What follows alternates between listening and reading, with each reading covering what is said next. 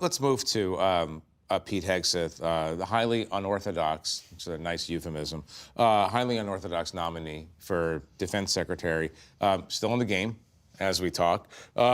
Here's what Donald Trump just told Kristen Welker about Hegseth's alcohol issues. Let's just watch this for a second.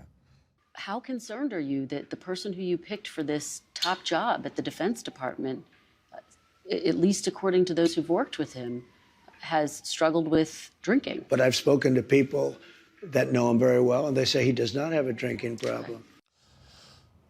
Well, that doesn't clear you, obviously. I mean, there's been a lot of reporting and a lot of testimony about the drinking. Jane, you've done a great deal of the original reporting on Hegseth's troubles, reporting, I should note, that's been confirmed by numerous other reporters subsequent to your reporting. Here's a bit of what you wrote about a report from a veterans group, Concerned Veterans for America, about some of his problems when he was at that group. The detailed 7-page report, which was compiled by multiple former CVA employees and sent to the organization's senior management in February 2015, states that at one point, Hegseth had to be restrained while drunk from joining the dancers on the stage of a Louisiana strip club where he had brought his team.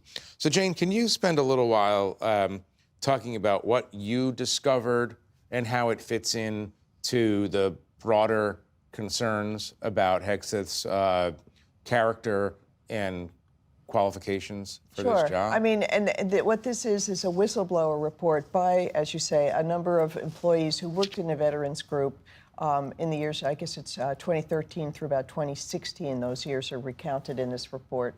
And what they said about him was jaw-dropping, basically. I mean, and it might not matter so much for many other jobs, but I think it's caused for great concern about somebody that might be in charge of the Pentagon. And what they describe is just incident after incident after incident of Pete Hegseth getting so drunk that he had to be carried out literally physically by other people on his staff and put in bed in, on hotels. He was on a tour that lasted a long time that went across the country. So there were many, many hotels, many incidents, and they're described in this report. Now, I should say, and I think we need to say that his lawyer has basically said, oh, this isn't true. But they did have an opportunity to refute the specific allegations in this report, and they didn't take that opportunity. They didn't refute a single fact in it.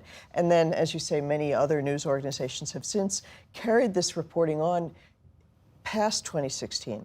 So we've seen an NBC has done reporting saying that Pete Hegseth, who went on to work at Fox News as a talk show host, was also cited for having all kinds of drinking problems at Fox as well. Right. Wait, I wanted to play Hegseth talking about the charges, his muscular denunciation of all of the reporting. Let's listen to him for a second here. It is the classic art of the smear. Take whatever tiny kernels of truth, and there are tiny, tiny ones in there, and blow them up into a masquerade of a narrative about somebody that I am definitely not. Jane, I mentioned his mother because she, according to reporting, sent him a very, very harsh email about his personal behavior vis-a-vis women, with women, his then wife. I mean, he's been married several times, obviously, as we all know. Talk about where we were in 1989. When well, Senator I mean, Tower... and this is really what is so interesting in that the issues that have come up about Pete Hegseth's behavior would have been and were totally disqualifying for a previous Defense Department nominee, and that was John Tower in 1989, and he was voted down by his own colleagues in the Senate because of the allegations of drinking and womenizing. And really the descriptions, I actually spoke to somebody who was involved in that this week, the descriptions of his behavior were mild compared with what these people are saying about Pete Hegseth. I mean, Pete Hegseth has, what got me going on this story in the first place is he has been charged with, he's been accused of raping a woman. Right. And then there was a No police charges were report, filed. and no criminal charges were filed. There was an investigation done, but she accused him of raping her, and then he basically, in a civil settlement, paid her to sign a non-disclosure agreement and keep this under wraps, and none of that was disclosed to the Trump transition. Right. Right. Tarini, let's stay on this subject for a second. I mean, it's what's so interesting is the discourse this week and about this nomination and whether it will survive centers on alcohol use mainly and sexual indiscretion at least.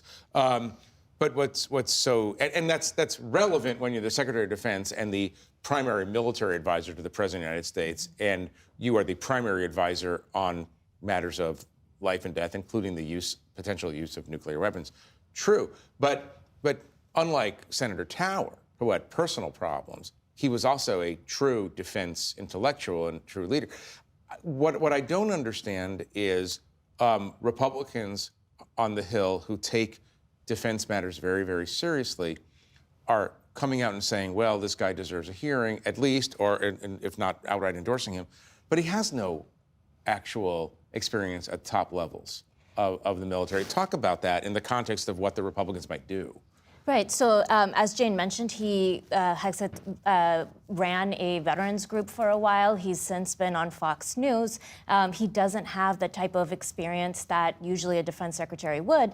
And we're seeing concern from... He is a veteran, he is to a be veteran fair, himself. but as a captain. Right. And the concern, you're right, has focused mostly on personal conduct, sexual misconduct, drinking, allegations of drinking on the job. But if this goes to a confirmation hearing, we could expect some senators potentially to go, and question him on his background if it even gets to that point.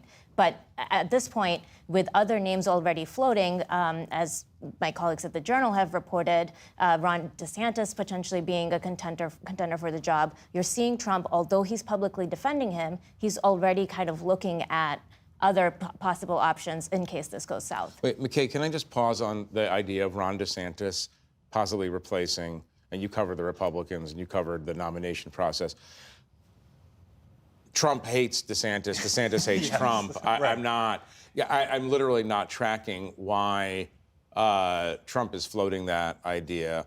And I'm certainly not tracking why you would give up the governorship of one of the largest states of the union to take a job where your potential half-life is pretty short. Pretty short. Yeah, I mean, look, there are theories that that Trump is not actually serious about this, that perhaps he's even dangling the job in front of DeSantis to kind of humiliate him the way that, a lot of people think he did with Mitt Romney and Secretary of State back in 2016, 2017.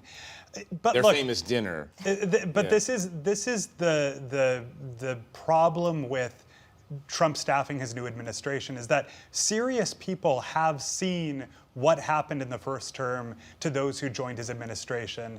They spent years, getting publicly humiliated, getting heavily scrutinized. Many of them were fired unceremoniously, were pushed out. They spent the next several years, getting indicted or complying with subpoenas or, dealing with a lot of personal fallout and career fallout.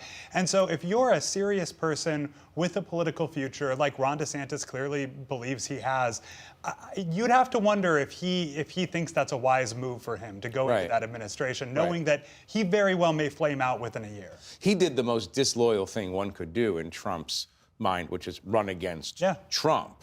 I mean, and correct me if I'm wrong, Jane, but loyalty is the salient characteristic in these nominations. The number one characteristic, definitely, across the board. I mean, it'd be hard to find anything else you could say that they all have in common. It's such an unusual collection of people, but they are all Trump loyalists. Can I just add, though, quickly, that when Donald Trump tried to get Mitt Romney to take the Secretary of State job, part of what was going on there and the conversations they had behind the scenes, Romney told me later, kind of circulated around Romney had to come out and disown everything he had ever said about Donald Trump. And the point wasn't really, it was partly humiliation, but it was really to show his domination, right? And so I do wonder if part of the reason to kind of float DeSantis is, I'm going to make DeSantis, bring him to heel, and kind of as a message to the rest of the party show that if you want to have a future, you have to do this for me. Right.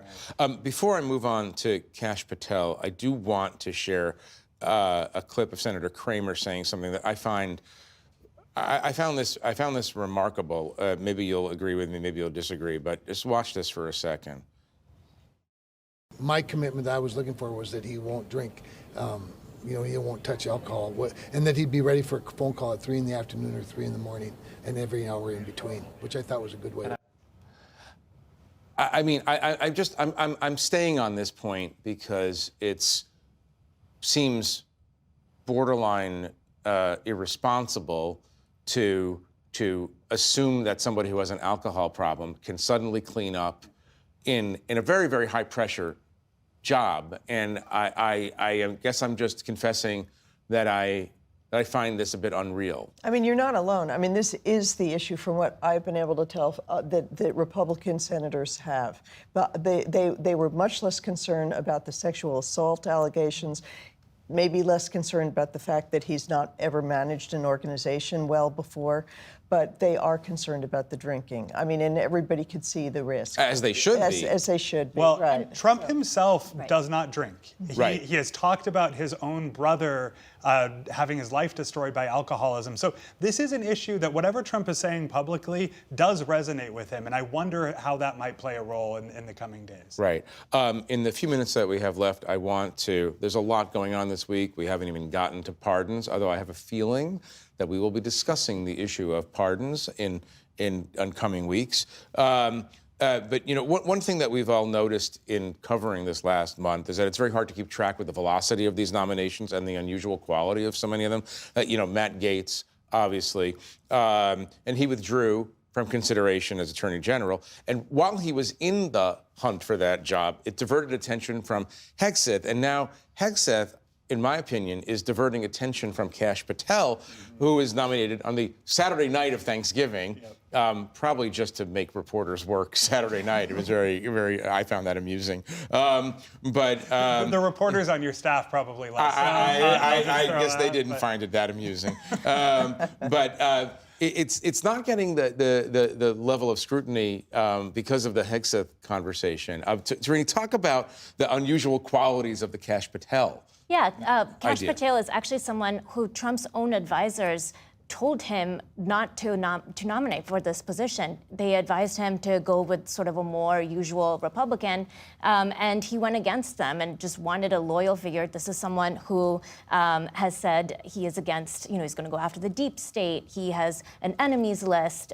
He's going to go after reporters. So the fact that Republicans aren't yet really raising any concerns about him and are so focused on Hegseth, I mean, we'll see if that continues. But for now, it seems that all the scrutiny is on one candidate, and it's not just Kash Patel. It's Tulsi Gabbard. It's RFK Jr. There's so many others who could face similar scrutiny. Right. And Jane, this does relate to pardons. The idea that Joe Biden might prospectively pardon people who are on lists made of Trump's enemies by people including Kash Patel. I mean, he was one of the people who organizes these. Talk about that for a second. I mean, Kash Patel has a list. He has a book that he wrote called, I think it's Gangsta Government or Government Gangsters, and it includes an appendix of 60 people that he considers the enemies, his enemies, and enemies of the state. And so there's basically a playbook that's been laid out of people that he wants to go after, and it's extensive. Everybody from Hillary Clinton to Liz Cheney to it just goes on and on and on. And basically, I guess Biden is looking at this from what we understand and saying, why should we just let these people go be prosecuted? On the other hand, Biden supposedly, when he ran, was going to be reinstating norms and traditions in Washington, and the integrity of the Justice Department, and just blanket pardons to such a big group of people prospectively has never been done. Right. McKay, last word to you on this. You've covered Donald Trump most of your professional life. I'm asking you to take a guess based on past performance. Will he be the retribution president come January 20th? Is this something that Democrats, the media, everyone else really has to worry about?